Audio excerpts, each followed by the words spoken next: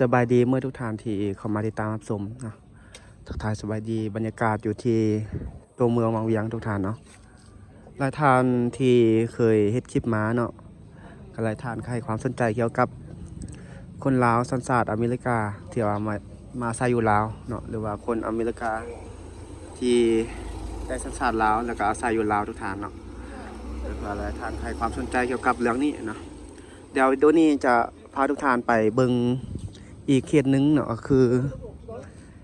เมียเป็นคนลาวเนาะแต่ว่าผัวเป็นคนอเมริกาเนาะที่มาใส่อยู่ลาวได้โดนแล้วแต่ว่าได้สัญชาติลาวแล้วตอนนี้เนาะเพิ่นก็มาสร้าง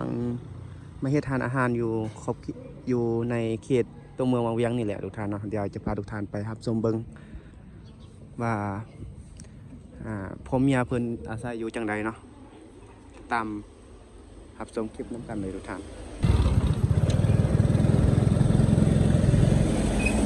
แถวนี้จะเป็นขอบเขตตัวเมืองวังเวียงเนาะเป็นเทศบาลเมืองวังเวียงเลยทุกท่านเนาะเราก็จะเห็นทานอาหารเนาะมีโรงแรมต่างๆเนาะ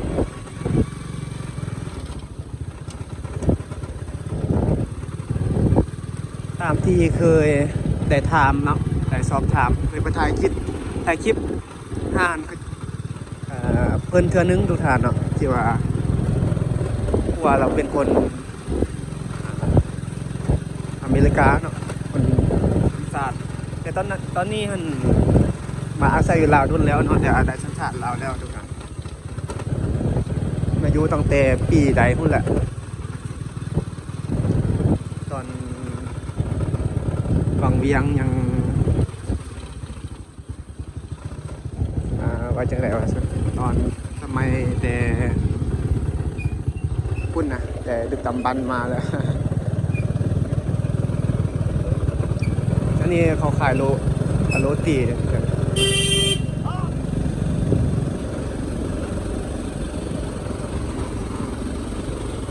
ค่อนข้างว่าจะคับแคบเนาะท่านี้เนาะ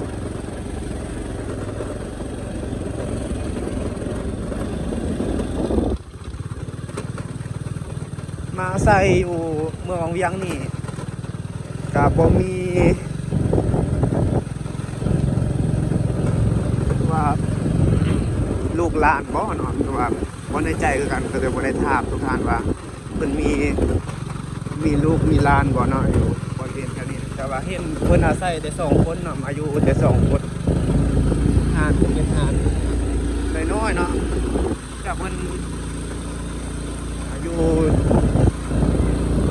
ฝากนี่แหละนี่เห็นแล้วกัน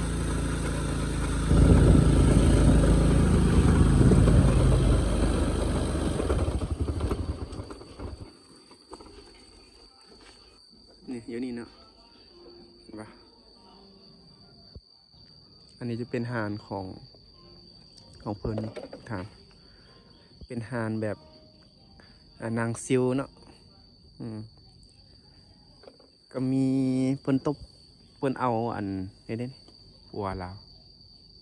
เห็นปะแต่จะเป็นคนอเมริกาเนาะเป็นคนบ่แม่นคนลาวเนาะคนอเมริกาแต่เมียเป็นคนลาวเนาะมาอยู่นี่เพิ่นมาอยู่เพิ่นว่าอาศัยอยู่นี่โดนแล้วเนาะทุกท่านใส่ตั้งแต่ปีใดพุ่นแหละโดนแล้วเนาะเดี๋ยวจะให้ทุกท่านเอาเบิ่งหานเป็นบริเวณนี้เนาะ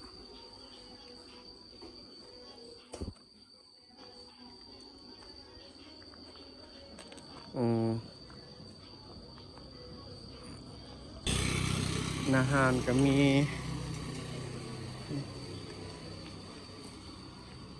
เมียเป็นคนปากเก่งๆเนาะเป็นอาหารจังสิรถน้ำซองกาเดนจากมันรถจักรรถเทียบยังก็มีหมดอ่ะนี่คือหานของเพิ่นเนาะนี่ทุกท่านแต่ก็เฮ็ดหานแต่ว่ามีแขกเข้ามานั่งบ่ก็ ห็นโดนๆก็มีเด้ก็มีมักมีอันคนต่างชาตินี่แหละมานั่งนักท่องเที่ยวเขาก็มานั่งชมวิวอีกอย่างต่างๆเนาะเพิ่นคักอยู่ผัวเมียเพิ่นจังซี่ทุกท่านแต่ก็บ่มีไผอยู่นำเด้อยู่แต่2คนเนาะ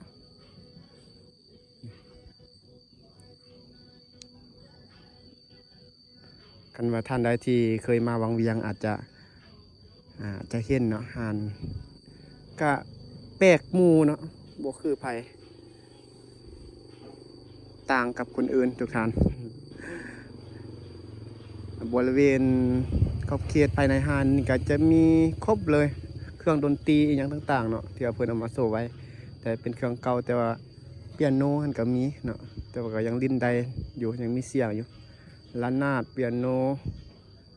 จักแม่นอีหยังก็มีหมดมีฮอดรถอันนี้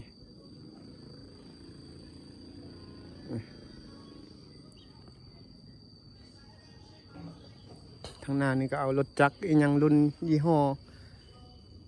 โอ้สมัยพุ่นแหละรุ่นเก่าพุ่นแหละมายองป่าไว้เนาะมายองมาจอดป่าไว้ทุกท่าน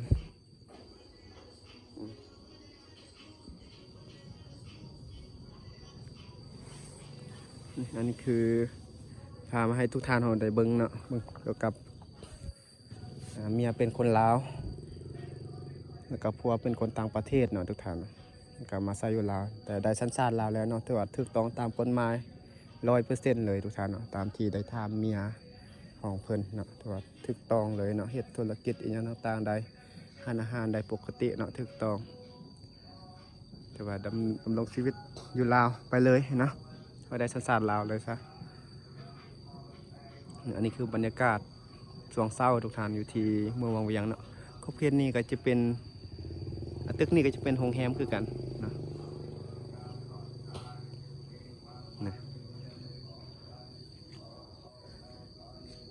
อันจุดนี้ที่เฮายืนจุดนี้เนาะนั่นแต่สมัยเก่าเนาะเพิ่นว่าจะเป็นเรดาร์ของเพิ่นว่าบนจุดที่ว่าตั้งเรดาร์ของทหารของสหรัฐอเมริกาได้ทุกท่านตอนสมัยนั้นเนาะที่ว่า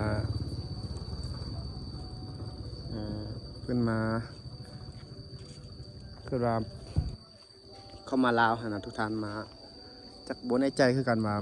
ตอนสมัยนั้นแหละมันมีทหารของอเมริกามาอยู่ลาวบ่ทุกท่านเนาะตามเพิ่นว่าเนาะนายทานอยู่ว่าจะคนเก่าคนแก่เขาก็จะรู้ดีว่าจุดนี้สมัยเก่ามันเป็นแนวใดเนาะว่าจุดขอบเขตนี่เนาะเขาจะเอิ้นชื่ออีกอย่างหนึงว่ามันชื่อแนวใดฮู้แหละทุกท่านเนาะบริเวณนี้เป็นว่าเป็นที่พักของทหารอเมริกาเลยทุกท่านนะครับคือเป็นค่ายนะทุกท่านเป็นค่ายเก่าเนาะ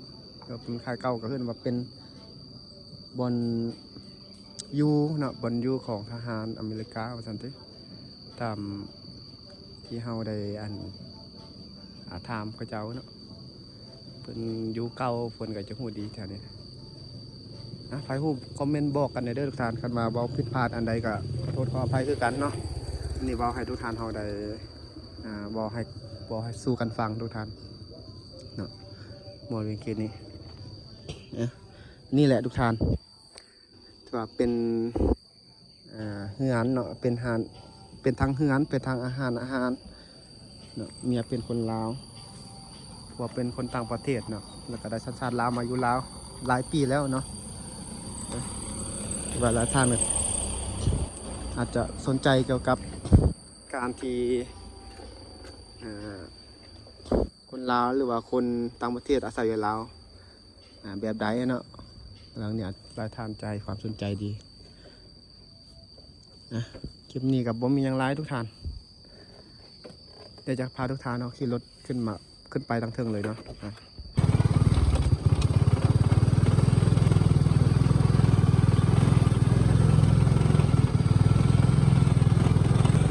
โอ้ทางนี้ก็เป็นเหือนใหญ่อยู่นี่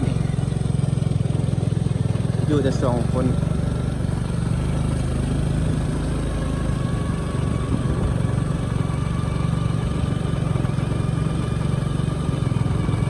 อันนี้ก็บูซันซิสเนาะ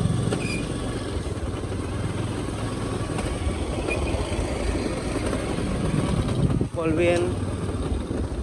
เขตนี้รู้สึกว่ายังเป็นแบบของลาวดังเดิมเนาะส่วนหลายจะเป็นแบบออกตกแต่งไปทางยุโรปหลายก่อนเนาะทุกท่านจะมีหนังสือลาวอังกฤษเนาะก็ทรงแบบทรงลาวเวลานักท่องเที่ยวทางยุโรปส่วนหลายเขาจะมาพักที่นี่เนาะบริเวณแถวนี้หลาย